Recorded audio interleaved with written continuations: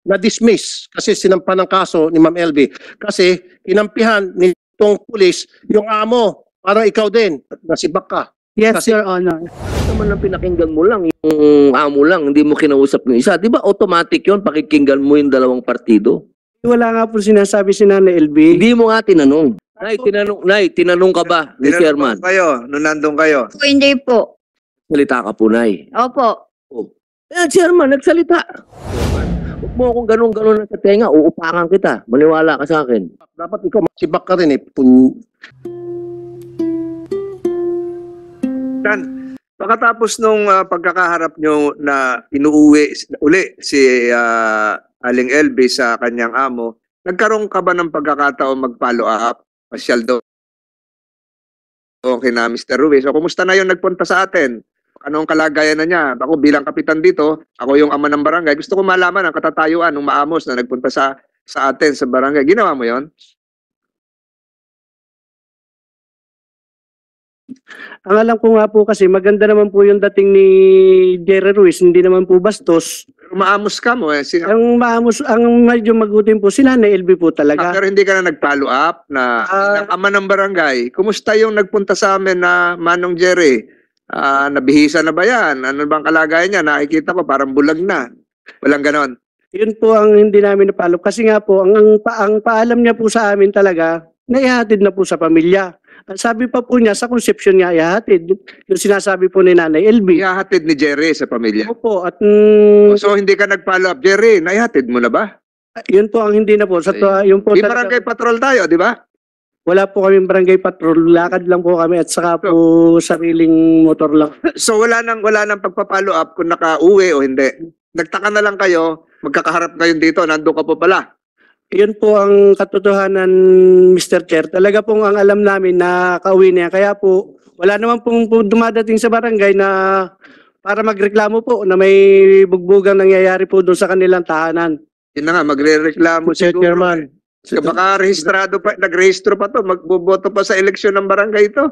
Mr. Na ngayong September, Oktubre, Senator Tulfo. Okay. Ulitin ko ulit. Ibang question naman to.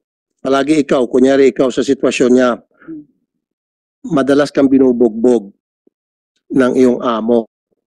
And then nagkaroon ka ng pagkakataon na para makatakas. Pagdating mo sa barangay, anong unang-una mong sasabihin? Kung ikaw, si Ma'am LV. Hindi, wag na. Sagutin mo na sa akin. Ulitin ko. Madalas ka ng binubugbog, sinasaktan, lahat na ginagawa sa inuuntog ulo mo, tinutusok mata mo, etc. etc. And then, nagkaroon ka ng pagkakataon na makatakas. At nung makatakas ka, pumunta ka sa barangay. Anong unang-unang lalabas sa bibig mo pagdating mo sa barangay? Siyempre po, magre-reklamo po. Exactly. At yun ang ginawa niya. Na kinukontra mo ngayon, stupido. Hindi pa po nakakapagsalita po si Nanay LV. Nakaupo lang po yan nung dumating po ako. Ang una ko po... Hindi, ikaw na mismo nagsabi. Ang una mong gagawin, kung ikaw sa sitwasyon ni Ma'am LV, ay magreklamo galing na sa bibig mo eh. And that's exactly what she did. Pero hindi mo pinakinggan dahil tinawagan mong amo, tumutugma lahat na sinasabi ni Ma'am LV. Napakasinungaling. Ang sarap i-contempt ito, Hindi po, Mr. Chair. hindi ko po tinawagan, Mr. Kasi Senator. it defies logic. Lahat na sinasabi niya, it defies logic. Ikaw na mismo nagsabi na ang unang gagawin ng isang tao na nagdad na ng pang-abuso at nagkaroon ng pagkakataon, yun na yung, kumbaga, nandun na siya, protektado na siya ng barangay at sa akala niya, okay na siya, kaya magsusumbong siya. Yun ang sinabi mo, di ba? Magreklamo. O sabi mo, umupo lang siya doon at wala siyang sinabi. And she had 3 minutes. Sabi mo, kung totoo sabi mo, 3 minutes dumating amo. O sabihin natin, siguro papalusot mo, nandun yung amo, natakot lang siguro siya. Pero she had 3 minutes na nandun nakaupo lang, wala siyang sinabi, imposible. Nandun siya, yung sinasabi niya, nagsusumbong siya kung ano lang pinagsasabi niya, hindi niyo pinakinggan. And I'll tell you, isa sa mga nasibak, dapat ikaw masibak ka rin eh. Di ba may pulis yung pinagsumbungan? Itong si Master Sergeant Maria Eliza Palabay, na-dismiss kasi sinampan ng kaso ni Ma'am LV. Kasi kinampihan nitong pulis yung amo. Parang ikaw din. Ikaw ang susunod na pasisibak namin. Nandito rin si police officer Palabay. Di ba? Nasibak ka? Na-transfer, sir, ng lugar, sir. Kaya nga. Your Honor. O, ganun na. Na-transfer ka. Nasibak ka. Yes, Kasi- Your Honor. Kasi nireklamo ka at nakita, may probable cause, yung reklamo ni Ma'am LV kaya ka na-transfer. Tama? O, ganun ka rin. Kaya lang ikaw hindi ko dapat ma-transfer, dapat ikaw ay makulong kung masibak sa serbisyo. In your case, inireklamo ka dahil kinampihan mo yung amo at binantaan mo pa si Ma'am LV. Ito yung sabi sa reklamo, binantaan mo na wag nang mag-report, i-report yung mga employer o hindi ay siya'y makukulong at mamapatayin.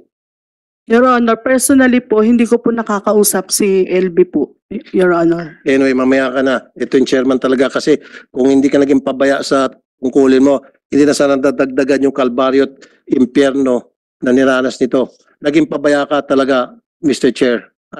Mr. Barangay Chairman. Totoo yan. Galing na mismo sa'yo, corner ka na eh. Magreklamo ka, yun ang una mong gagawin pagdating mo sa barangay. Yun ang ginawa niya. Mr. Senator, hindi nga po siya po nagre-reklamo pa. Hindi pa po siya umimik po, Mr. Chair.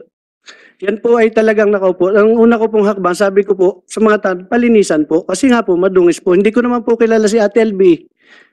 Hindi ko po kilalang katulong yan ng Chairman. mga Ruiz. Senator Tulfo, Senator Padilla. Opo. Tapos babalik ulit tayo doon sa sunod yung kamag-anak ni LB, tapos papunta tayo sa DOH and PNP. Opo, Senator Padilla. salamat po, Chairman. Sundan ko lang po yung tanong ni Senator Raffy. Kasi dapat automatic yung Chairman pagka may dalawang partido doon sa harap mo. Kakausapin mo pareho, di ba? Bakit naman ang pinakinggan mo lang, yung amo lang, hindi mo kinausap yung isa? Di ba automatic yun, pakikinggan mo yung dalawang partido? Kasi nga po, Mr. Senator, wala naman, maganda naman po yung dating ni Mr. Ruiz. Wala naman pong panganong pinwersa si Nanay LB na Tumakas na nga. Tumakas na nga eh. Hindi nga po namin alam, sir, na may ganun nangyayari kay Nanay LB. Di ba Kasi sinabi ka mo nung amo na tumakas? tumakas nga daw po kasi ang sabi niya, kaiba na yung ginagawa niya sa tindahan. Wala na daw pong... Kaya nga, pinakinggan mo yung amo pero hindi mo pinakinggan si nanay. Ay hindi na nga po nagsalita. Sumama na rin po siya kay Mr. Ruiz eh. Dapat tinatanong mo, di ba? Di ba tinanong mo dapat? Di ba automatic yon pagka sa barangay, tatanungin mo yung dalawang partido. Di ba? Di ba ano po yan? Yan ang SOP? Ay yun po lang, sir, talaga ang naging pangyayari po sa Hindi, barangay. parang sinasabi mong hindi mo ginawa yung trabaho mo. Eh, ginawa ko po, sir, dahil Hindi mo kinausap. Di ba ang trabaho ng chairman, pakinggan mo yung dalawang partido? wala nga po sinasabi si Nanay LB. Hindi mo nga tinanong. Tinanong mo ba? Tinatanong po namin, hindi po siya... Tinatanong mo si nanay. Hindi po naimik. Nay, tinanong ka ba ni chairman? Kayo, nung nandun kayo. Hindi po. Ano lang? Basta lang po, sabi ko, ako pong nagsalita, sabi ko, Chairman, pa-check po yung gamit ko. Baka po, sabi nila, nagnakaw po ako doon. Salita ka po, Nay. Opo. Chairman, nagsalita. Madami po kami doon, Senator, kaya po alam po ng lahat na hindi po naimik po si Nanay LB. Bakit pa siya tumakas? Kung hindi naman siya iimik, nandun na siya. Hindi nga po namin, sir, alam na yan ay katulong ni Sir Jerry. Ang pagkakikita ko po sa kanya, akala ko po yung naligaw na taong grasa. Kasi nga po si Nanay LB, talagang medyo madumi yung kanyang katawan po. Hindi, alam mo na nga na hindi na nga siya taong grasa dahil dumating na nga yung amo di ba? Dumating na nga Ang ano dito, chairman, hindi mo ginawa yung trabaho mo. Dapat kasi, tinanong mo din siya kung ano po ba ang sitwasyon, ba't kayo nandito sa barangay. Natural yun yun ang una mo dapat ginawa, chairman. Huwag mo kung ganun-ganun na sa tenga, uupakan kita. Maniwala ka sa akin. Chairman, yung katarungan pambarangay, ikaw ang chairman o meron ba ibang chairman? Ako po. Ayun. Saka So, po yung mga... lahat naman yan, meron logbook di ba? Nire-register nyo, kung may magre-reklamo. Meron ba ho tayong record sa inyong barangay na pumunta si Manang LB nung ganitong panahon, ganitong oras, at ano yung inyong naging aksyon? Meron?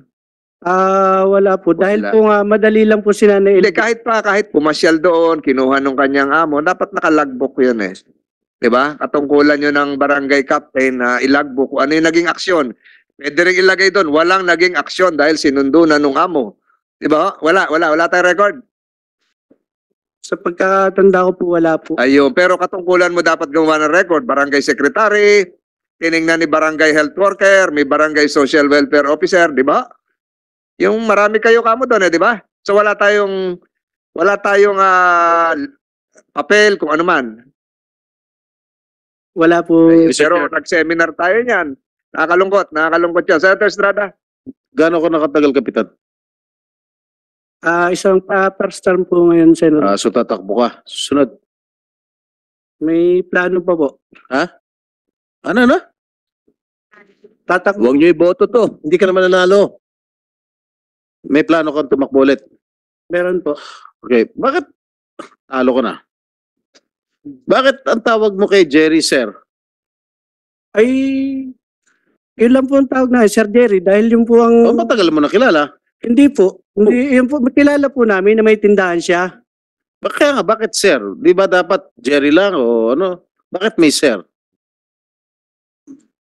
Yun lang po na sabi ko, Mr. Senator po.